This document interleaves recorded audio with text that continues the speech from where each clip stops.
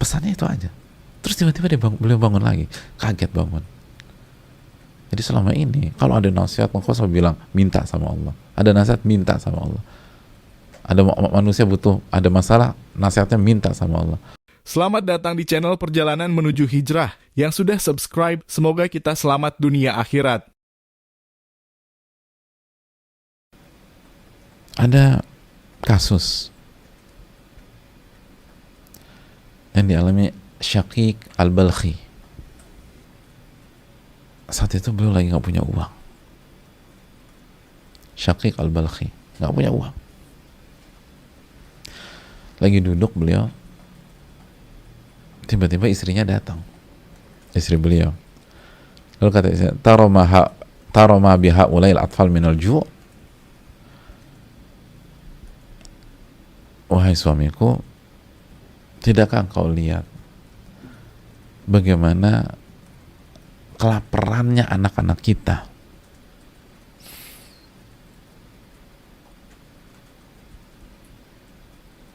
Jadi istri bilang, lihat anak-anak kita, mereka menderita karena rasa lapar, kita nggak punya uang.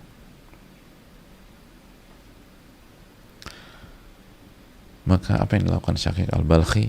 Fatawadda'tu, maka beliau berwudu. Wa kana li sadiqin la yazalu yuqsim alayya billahi in yakun li haja an u'allimahu biha wal aktumha anhu fa khatara dhikruhu bibali. Setelah aku wudu,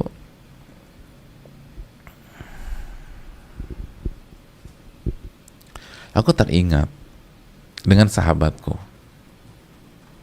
Habis wudu ini teringat seorang sahabat yang selalu bersumpah atas nama Allah bahwa jika aku sedang sulit atau ada kebutuhan, aku harus cerita ke dia dan jangan disembunyikan. Maka sosok itu terlintas di benakku.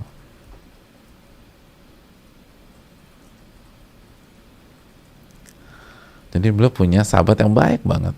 Dan setiap ketemu misalnya, itu meminta pokoknya, kalau bahasa kita sekarang, pokoknya kalau lo butuh sesuatu, lo harus bilang gua. Ingat, saudara nih kita. Jangan diem. Dan kalau bicara begitu pakai sumpah, demi Allah ya, kamu harus bicara sama saya. Jadi selalu pakai sumpah, demi Allah, saya akan bantu. Kita akan support, kita saling dukung, kita ini saudara.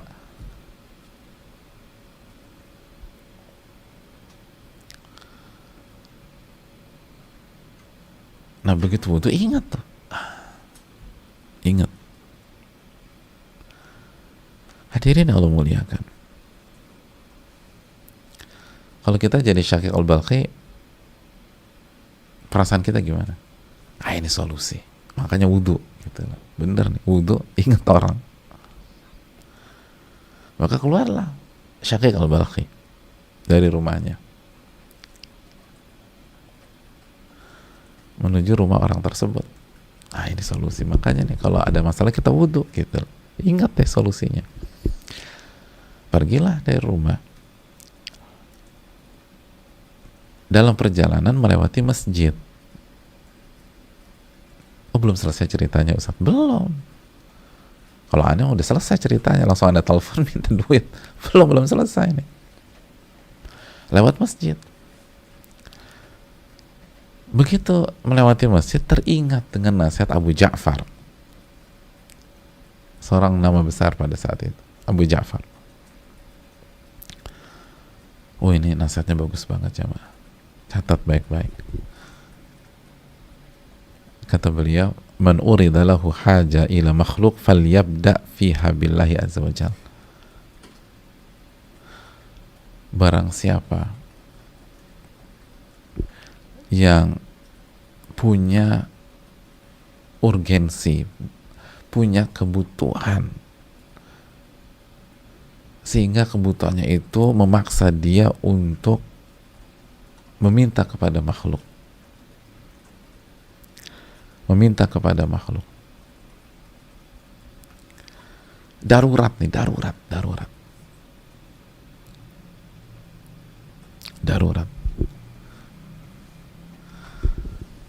Sebenarnya polanya nggak pernah begini, tapi kasus ini beda gitu loh. Urusannya, masalahnya, hajatnya, itu membuat dia terpaksa harus hubungi makhluk. Kata Abu Ja'far, falyabda fiha billahi azza wajalla. Maka kalau kondisi demikian, mulailah dengan meminta kepada Allah. Oke, kalau harus hubungi seseorang, tapi hubungi Allah dulu. Doa dulu. Fadakhaltul masjida wa shallaitu rak'atain. Maka aku putuskan untuk masuk ke masjid dan aku salat 2 rakaat. Nah, ini seperti ucapan sebagian ulama yang beberapa kali kita sampaikan, man minna fil hajati nas'alullah qabla an nas'alan nas. Siapa di antara kita ketika ada masalah, yang pertama kali dia hubungi Allah sebelum manusia. Nah, ini konteksnya sama. Siapa di antara kita begitu ada masalah, yang pertama kali kita hubungi Allah sebelum manusia. Seperti Abu Ja'far ini. Barang siapa yang memiliki masalah, pelik segala macam, dan terpaksa harus hubungi makhluk, terpaksa harus menghubungi manusia, maka mulailah dari Allah dulu, jangan manusia dulu. Ada orang harus menghubungi tim legalnya, sebelum hubungi tim lawyernya. Udah sholat belum?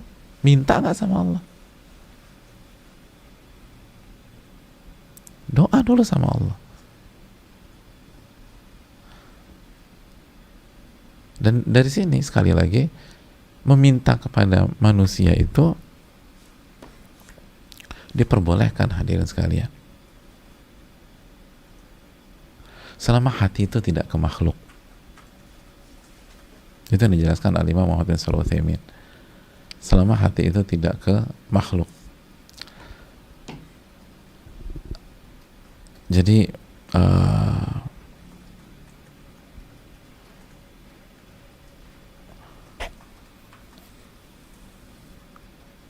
hati itu kepada Allah Subhanahu wa taala. Jadi kita nggak serahkan urusan kita kepada manusia secara hati. Kita yakin bahwa semuanya ini tuh dari Allah Subhanahu wa taala. Tapi memang terkadang kita minta sama, tapi dengan 2 catatan kata para ulama. Yang pertama, ketika Al-Imam Muhammad bin Shalih Al-Utsaimin ditanya, boleh nggak sih meminta kepada makhluk, minta tolong gitu kepada makhluk? Nanti kita akan ulangi lagi keterangan ini di Isti'anah. Minta tolong kepada makhluk boleh nggak sih? Kata beliau, boleh, tapi pada dasar hukum asalnya jangan meminta. Yang utama, yang afdal, jangan meminta, kecuali yang pertama ketika hajat, ada kebutuhan, ada hajat, kebutuhan. Itu tadi kata Abu Ja'far, kalau memang ada hajat, silakan minta. Terus atau yang kedua, idza alima anna sahiba yusarru bidzalik. Kalau kita tahu yang kita mintai itu senang,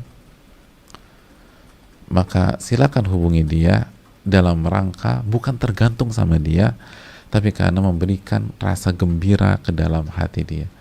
Ada banyak orang pengen dimintai. Silakan hubungi orang tersebut biar dia senang. Alhamdulillah saya dimintai tolong dan sudah senang, bukan karena ketergantungan. Itu yang dijelaskan oleh Imam Muhammad SAW dalam tafsir surat Al-Fatihah. Jadi kembali lagi ke Abu Ja'far, kalau memang harus ada hajat, oke, hubungi, tapi hubungi Allah dulu, minta kepada Allah. Maka ke masjid deh, habis di masjid sholat 2 rakaat.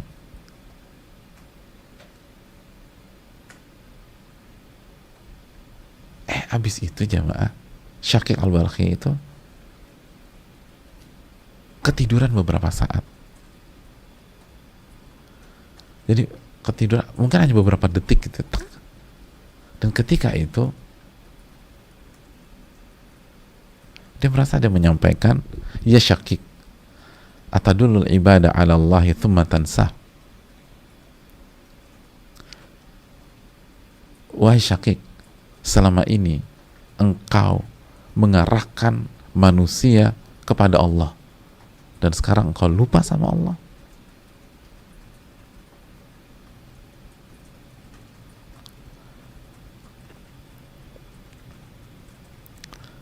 Pesannya itu aja. Terus tiba-tiba beliau bangun lagi, kaget bangun. Jadi selama ini kalau ada nasihat, engkau selalu bilang minta sama Allah. Ada nasihat, minta sama Allah. Ada manusia butuh, ada masalah, nasihatnya minta sama Allah. Ada manusia ada sesuatu kendala, nasihatnya Syakik minta sama Allah. Maka di dalam mimpi yang sangat singkat itu dikatakan, selama ini engkau mengajak manusia untuk kembali kepada Allah, lalu detik ini engkau lupa. Padahal nggak lupa juga. Buktinya kan ingat Abu Ja'far, oh sebelum minta sama sahabat saya itu, saya mau doa dulu sama Allah. Itu berarti kan nggak lupa. Tapi tetap aja bukan sebuah hal yang sempurna, itu poinnya. Fastaiqadtu, maka aku terbangun. Wa alimtu anna dzalika tanbihun nabbahani bihi rabbi.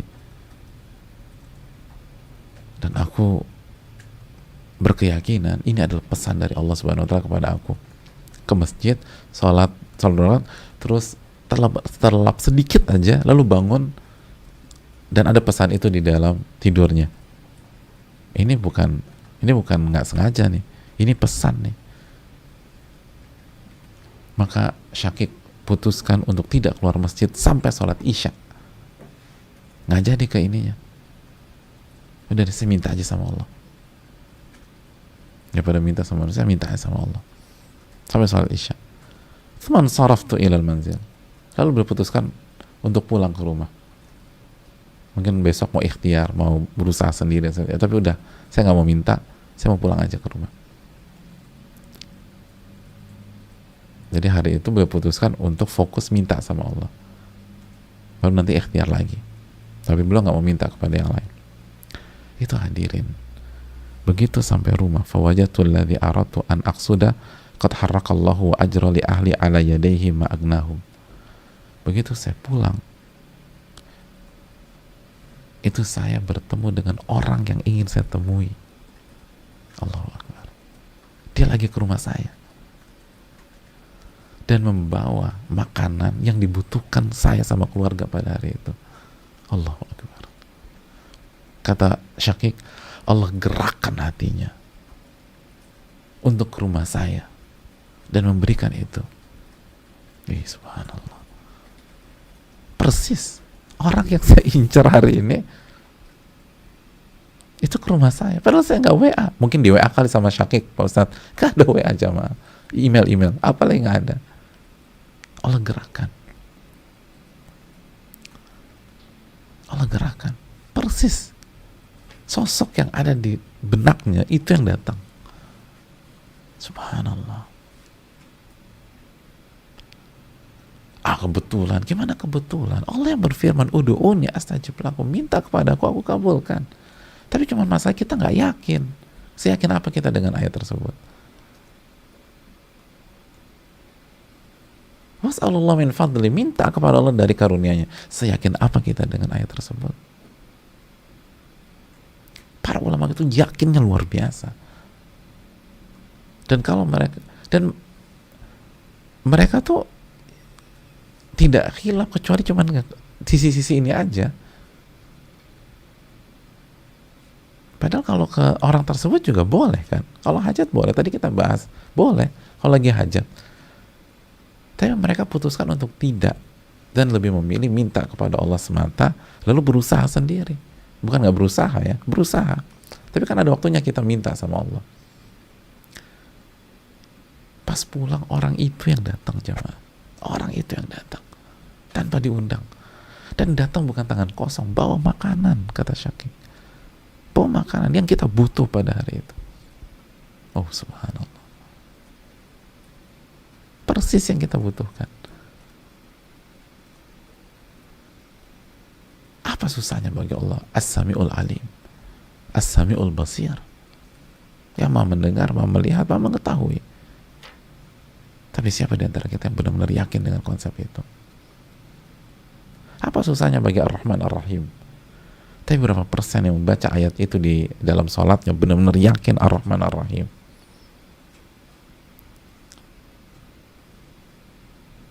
Idza sa'alta fas'alillah. Nabi SAW bersabda, jika Anda ingin meminta, Anda butuh, mintalah kepada Allah Subhanahu wa ta'ala.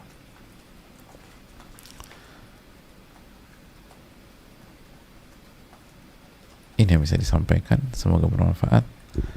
Kita akan lanjutkan hadits ini di pertemuan berikutnya insyaallah. Memang agak pelan-pelan karena